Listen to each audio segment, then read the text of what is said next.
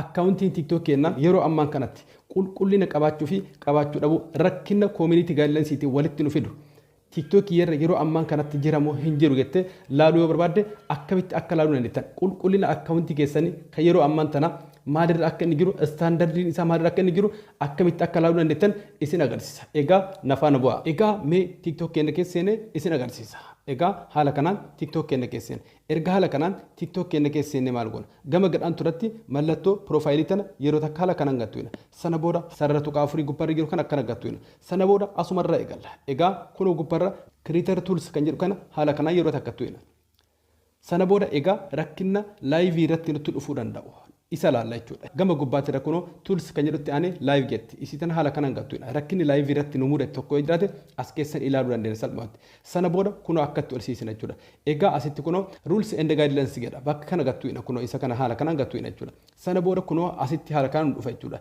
Egaa gara gubbaattirra live creator feature access jedha. Gubbarra haala kanaan gattuudha bakka kana jechuudha. Sana booda kunoo tokko tokkoon haala rakkinni inni keessa jiru tokko tokkoon nu agarsiisa. Egaa kunoo asirratti haala kanaan nu agarsiisa jechuudha. Egaa asirratti maal jedha jira all goods jedha. Egaa homaa rakkinni sirra jiru hin jiru jechaa jira. Egaa haala argitan kanaan laayivii keessatti rakkinni isin mudate salphumatti haala kanaan ilaaltanii beekuu dandeessan. Asirraa mallattoo tokko irratti eksiin jira taanaan rakkinni san asumarraa salphumatti beekuu dandeettanii jirti. Rakkinni san qabna jechuudha. Kanaafuu haala kanaan salphumatti rakkinni laayivii irratti isin mudate ilaaluu dandeessan. Egaa ammas immoo rakkinni viidiyoo irratti isin mudatee fi akkasuma akkaawuntiin keessan maal keessa akka jiru yeroo ammaan kana akkamitti akka ilaaltan ammas seetiingii biraa keessan isin agarsiisa. Nafaana bu'aa. Egaa haala kanaan duubatti deebina. Ammas erga duubatti deebina maal goona kunoo gubbamarra sarara tuqaa afurii kan ammas gattuudha jechuudha. Amma gadi siinee gama gadhaan irratti setting and privacy kan jedhu kana haala kanaan gattuudha jechuudha. Sana booda akkatti ol siisina kunoo gama gadhaan irratti jechuudha. Oluma siisina. Egaa as geenne kunoo asitti gama gadhaan irratti support bakka jedhu kan haala kanaan gattuudha jechuudha. Sana booda kunoo asitti jechuudha safety center getti. Safety center kan haala kanaan isitti gattuudha jechuudha. Sana booda erga as geenne kunoo asitti account stat jedha. Account stat kana haala kanaan gattuudha jechuudha. Sana booda kunoo asitti beekuu dandeettan salphumatti accountii keessarra warning yoo jiraate yookaan immoo warning violation wan akkasuma rakkinnoonni copyright waan barbaadan rakkinni TikTok keessatti isin mudate guutumaan guutuu asitti isinitti jechuudha. Asirratti kunoo asirratti kunoo your account is good standards jedha. Thank you for following our community guidelines help and keep us TikTok safe jedha. Tokko kan reeffi isin agarsiisan inni lammataa immoo isaan kan TikTok keessan yoo viidiyoo keessan namni isin daawwachuu dide for you isaa isin jala gadi bu'e yookaan namoonni isin daawwatan viiraliin keessa yoo isin jala gadi bu'e yeroo kana daddaftanii isaan kanneen lamaan keessa chee godhuu qabna jechuudha. Maaliif akkaawuntii keessan rakkinni tokko yoo jiraate TikTokiin keessan hir'inna bu'e isinitti fidaa deema jechuudha. Kanaafuu bakka kanneen sirriitti bartanii yeroo hundaa chee godhuu qabna. Egaa xumura jira isin yeroo viidiyoo gallakkiftan ta'e yeroo laayivii seentan sirriitti of eeggannoo godha. Of eeggannoo gootan homaa rakkoon isin dhaga'u hin jiru. Egaa amma mootu namoonni laayivii irratti jechuudha gastii yeroo ergattan gastiin keessan banaa isinii ta'uu didu yookaan isinii erguu didu kuni gaafii namoota hedduuti jechuudha. Kanaafuu akkamitti akka sirreeffachuu dandeettan furmaata lama furmaata ajaa'ibaa qabadhe isiniif dhufee jira. TikTok keenya keessa seename. Egaa erga haala kanaan TikTok keenya keessa seenne maal goona? Gadi siinee mallattoo ida'uu tana yeroo takka haala kanaan gadi tu'ina jechuudha. Sana booda maal goona akkana garan asiisne jechuudha. Kunoo gama gadhaan tanatti akkana asiisne laayivii irratti deebifne jechuudha. Sana booda maal goona erga haala kanaan dhufee maal goona laayivii keenya gattu'ine laayivii seenne jechuudha haala kanaan kunoo. Kabajamtootaa fi hordoftoota erga haala kanaan laayivii irratti deebine maal goona gama gadhaan irratti jechuudha gastan jettanii isitan yeroo takka haala kanaan gadi tu'ine jechuudha. Sana booda erga haala kanaan gattu'ine maal goona kubbarra mallattoo seetiingii sana gattu'ine jechuudha haala kanaan.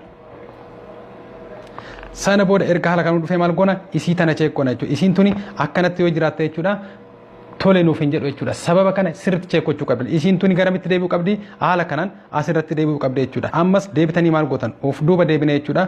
Kunoo haala kanaan of duuba deebine. Sana booda ammas deebinee maal goona hoostan jettanii yeroo takka haala kanaan gadi tu'ina jechuudha. Sana booda kunoo gubbaarra yeroo takka haala kanaan isii tana gattu'ina jechuudha. Sana booda maal goona kunoo asitti isaan kunniin haala kanaan jiraachuu cheekkochuu qabna. Shananuu jechuudha haala kana yoo jiraatan sirri jira jechuudha. Kanaafuu dursa ka cheekkochuu qabna isii kana jechuudha. Itti aansine egaa as keessaa ni baana jechuudha. Egaa haala saniin seetingii sirreessina jirra. Yoo seetingii saniin nu bane cheek goona jechuudha. Yoo saniin kan nu taate ammas maal goona furmaata lammataatti seenna. Inni lammataa maal goona seetan gadi siixanii gama gadhaan irratti piroofaayil bakka jedhu irratti deeftan. Sarara tuqaa sadii ka gubbaarra jirtan isiitan haala kanaan gadi tuqxan. Itti aansine gadi gadhaan seeting and privacy yeroo takka gadi tuqna jechuudha. Sana booda maal goona gadi siixnee kunoo asitti community guidelines TikTok irratti jechuudha report irratti goona jechuudha. Egaa maal goona kunoo gadi siixnee kunoo report bakka jettan yeroo takka haala kanaan gadi tuqna jechuudha. Erga haala kanaan dhufnee maal goona akkana ol siina jechuudha akkatti ol siina jechuudha rakkinni kenna laayivii waan ta'eef laayiv bakka jettan yeroo takka haala kanaan gadi tuqna jechuudha. Sana booda maal goona erga haala kanaan dhufee ammas akkatti ol siina jechuudha kunoo akkatti ol siina jechuudha. Ol siinee maal goona kunoo asitti other hosting live issue tan jettan yeroo takka isii tan gattuqna jechuudha kunoo haala kanaan gattuqna jechuudha isii tan. Sana booda erga haala kanaan dhufe ammas maal goona gamanatti jechuudha no tan jettan yeroo takka gattuqna jechuudha no tan jettan jechuudha. Sana booda erga haala kanaan dhufe maal goona ammas gamanatti jechuudha need more help tan jettan yeroo takka isii tan gattuqna jechuudha salphamatti jechuudha. Sana booda erga haala kanaan isin dhufe maal gootan dhumarra jira jechuudha asirratti maal goona yeroo gasti ergannu yoo inni fakkeenyaaf yeroo inni nuti dusan barreeffama yeroo nutti fidu sana jechuudha akkuma TikTok keenya irratti inni nutti fide sana jechuudha barreeffama nutti fide sanii fi TikTok keenya kan yeroo san live irratti nuti jechuudha akkasumatti screenshot godhatte jechuudha screenshot isaa akkasumatti mobaayila keessa keettan sana booda screenshot isaa san maal gootani kunoo bakka tana gattu godhan bakka afur jettan agartanii tokko osoo hin taane bakka afur jettan akkana gattu jechuudha sana booda gadi tuqxanii gaalaarii keessan keessa screenshot live irratti screenshot godhan san yeroo isin duri screenshot godhan sana jechuudha isa sana gattu qattan jechuudha asirraa isan akkasi gattu qattan jechuudha fakkeenyaaf asirraa haala kanaan akka gattu qattan jechuudha sana booda maal gootan gubbaarra kunoo mallattoo okay jettan haala saniin akkatti irra gattu jechuudha okay tan jettan jirti gubbaarra jechuudha. Sana booda haala kanaan suuraa irratti galfattan screenshot keessan san irratti galfattan jechuudha. Sana booda maal gootan asirratti kunoo barreeffama kana asumarra screenshot gootanii akkuma asirra kaa'e kana barreeffatan yookaan telegiraama kee jala isinii kaa telegiraama kee jala dhaqaati achirra kooppii godhadhaati fudhadhaa jechuudha. Achirra kooppii godhatanii dhufuu ni dandeessan jechuudha. Egaa maal jettanii barreessitan kunoo asirratti jechuudha kooppii isiniif godha kunoo asirratti jechuudha. Egaa kunoo barreeffamichi isa kana haala kanaan irratti gaffe'amtan achi telegiraam irraa kooppii godhattan yookaan screenshot godhattanii screenshotii kana achirra laaltanii asirratti barreessuu dandeessan yookaan immoo kooppii linkii isaa telegiraam irraa kooppii godhattanii asirratti kooppii peest godhachuu ni dandeessan jechuudha. Kunoo haala kanaan barreeffamichi isa kana jechuudha. Kanaafuu isinis barreeffama kana asirraa kooppii godhattanii yookaan immoo telegiraama kee jala seentanii achirraa kooppii godhattanii fiddanii asirratti maxxansuu ni dandeessan jechuudha. Kanaafuu sana booda maal gootan gadi siixanii gama gadhaan irratti mallattoo submit jettan yeroo takka gadi tuqxan jechuudha. Sana booda akka ajaa'iba akka sa'aatii 24 keessatti isin gadi lakkisan jechuudha. Akkaawuntiin TikTok keessanii yeroo tokko dogongora tokko yoo uumamee jedhu jechuudha warningi isinitti fida jechuudha. Yeroo kana carraan nuti qabnu kooppii link naaf godha jennee followers keenya kadhachuu qofa jechuudha. Kanaafuu salphamatti akkamitti akka warningi kana ofirraa fix godhuu dandeenyu jechuudha. Akkaataa itti report godhannee sa'aatii 24 keessatti ofirraa kaasuu dandeenyu isin agarsiisa. Egaa viidiyoo tana hanga dhumaatti itti na hordofaa jechuudha. Maal gootan seetan TikTok keessan keessa direct seentan jechuudha. Sana booda maal gootan TikTok keessan keessa erga seentanii gama gadhaantu irratti profile tan jettan gadi tuqxan jechuudha. Sana booda gama gubbaatirra kunoo sarara tuqaa sadii tana yeroo takka gadi tuqxan jechuudha. Itti aansuudhaan gama gadhaanu kanarratti jechuudha setting and privacy tan jettan yeroo takka gadi tuqxan jechuudha.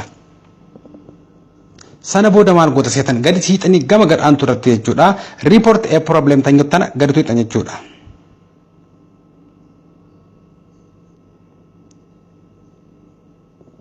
Sana booda maal gootan kunoo asitti jechuudha account and profile tan jedhu kan yeroo takka gadi tuqxan jechuudha.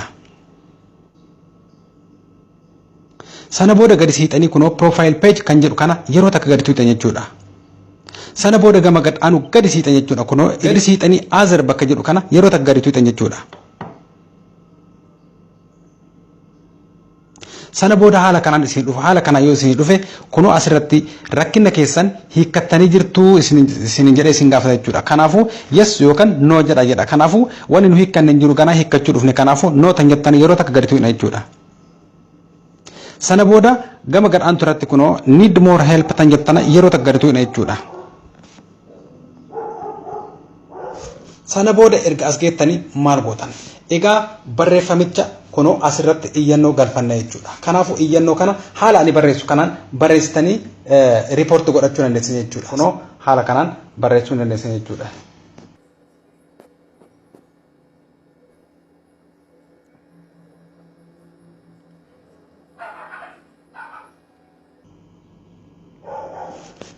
Egaa haala kanaan barreeffatan jechuudha. Kunoo ka'anii barreesse kana jechuudha. Kooppii godhatanii of bira kaa'uu ni dandeessan jechuudha. Kan irraa kooppii godhatan teelegiraama kiyya bira dheeyxanii achi jala kooppii godhachuu ni dandeessan jechuudha. Achirra isiniif kaa'e jechuudha. Kanaafuu egaa erga haala kanaan barreessitanii maal gootan?